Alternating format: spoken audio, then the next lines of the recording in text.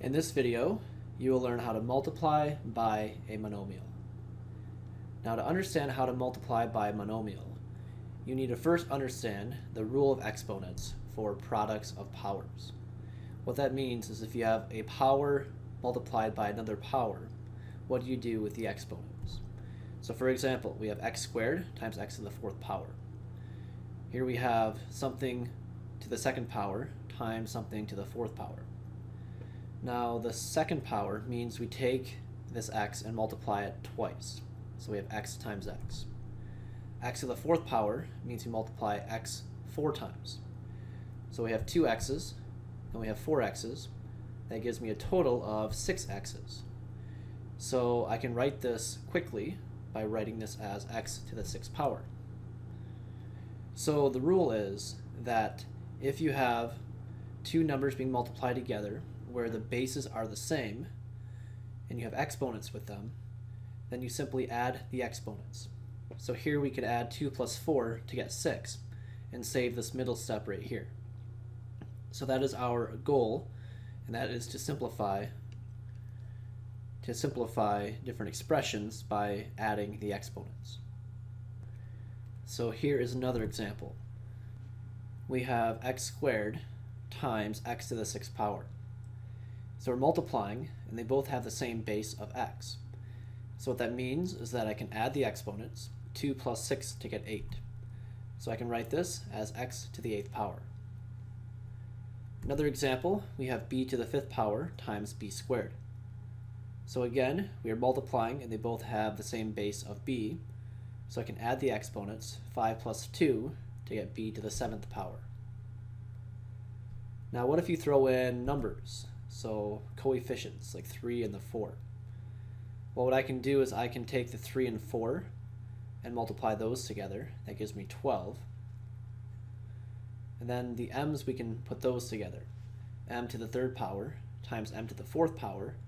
We have the same base of m, so we can add the exponents, 3 plus 4, to get 7. So I can write this as 12 times m to the 7th power. Here is another example. Now we have coefficients, and we have a and b in this expression. So I can combine the parts that are similar. So like negative 2 and 5, those are just regular numbers. Negative 2 times 5 would give me negative 10. Looking at the a's, we have a to the 3rd power times a to the 1st power. So we can add the exponents, 3 plus 1, to get a to the 4th power. And then the b's, we have b squared and b to the 3rd power. They have the same base, so we can multiply by adding the exponents, 2 plus 3, to get b to the 5th power. So my simplified form would be negative 10 times a to the 4th times b to the 5th power. Here is another example, and in this one we have fractions kind of thrown in here as well. So what I can do is I can imagine this fraction bar as being extended. So anything in the top can divide with anything in the bottom. So I see a 7 and 14. I can divide both by 7. That gives me 1 and 2. And then 30 divided by 5. I can divide both by 5 to get 6 and 1. So on the top, I have 6 times 2, which is 12. And then nothing in the bottom, and so I can combine the x's and the y's on the top. We have 4 x's and 3 x's multiply together. So when I multiply, I can add the exponents, 4 plus 3, to get x to the 7th power. And the y's, we have y to the 1st times y squared. That gives me y to the 3rd power on the top, because 1 plus 2 is 3. So my answer would be 12 times x to the 7th power times y to the 3rd power. Now here is another example. This looks really complicated. We'll just take it one step at a time. And notice here we have a plus sign, so we can treat this first part by itself and then the second part by itself. Alright, so looking at the first part, we can do the 3 and negative 2, multiply those together to get negative 6. And then we have a to the 4th right here times a squared. The same base, so we can add the exponents, 4 plus 2, to get a to the 6th power. And then the b's, we have b to the 6th and then b to the 1st. Same base, so we can add the exponents, 6 plus 1 to get b to the 7th power. So we've taken care of this first part right here. Now we can take care of the second part. There's a plus sign connecting those two expressions. And now the second part, we have 8 by itself. And then we have a cubed times a cubed. So because we're multiplying with the same base, we can add the exponents to get 3 plus 3, which is a to the 6th power. And then we have b squared times b to the 5th power. They have the same base, so I can add the exponents, 2 plus 5, to get 7. So I get b to the 7th power. So we've multiplied, and just one last thing we can do. Notice we have like terms. So this first term has a to the 6th power, b to the 7th power. The second term also has a to the 6th power, b to the 7th power. So I can combine these like terms by taking negative 6 plus 8 to get 2. So we have 2 and then a to the 6th, b to the 7th power. So this is my simplified form right here. So we've learned how to multiply monomials together, and we can use this principle in what is called the distributive property. So we've learned this before. For example, 2 times x plus 4. We can distribute 2 by multiplying to both terms. Right? 2 times x would be 2x, and then plus 2 times 4 is 8. Alright, this principle could also apply with variables and monomials. So instead of now having a number in the front, we could have a variable expression in the front.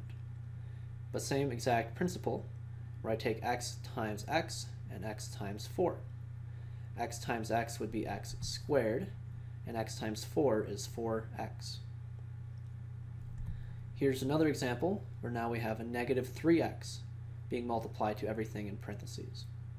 So here I take the entire quantity of negative 3x and multiply to each 3 terms. So negative 3x times 2x squared, we have negative 3 times 2, which is negative 6, then x, or x to the 1st power, times x squared. I add the exponents 1 plus 2, now we have x to the 3rd power.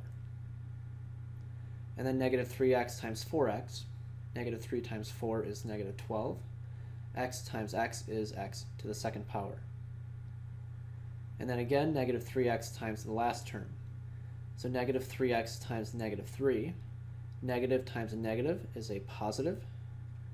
So this becomes a positive, and 3 times 3 is 9. And you have the x there as well. So when I distribute, I get negative 6x cubed minus 12x squared plus 9x. So we've learned how to multiply monomials.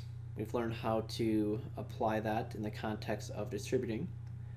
And lastly, we're going to work with that concept in the context of solving.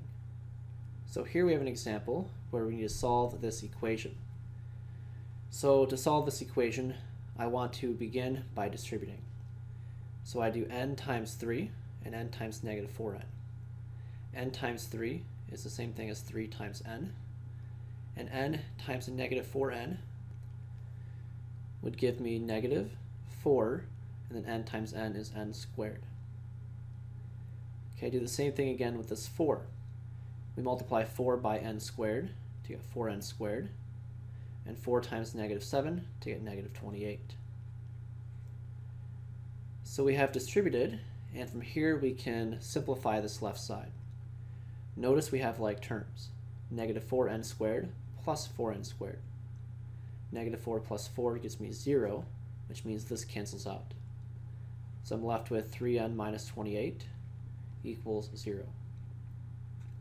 I can then solve this by doing reverse order of operations. I see subtraction, and I see 3 times n, which is multiplication.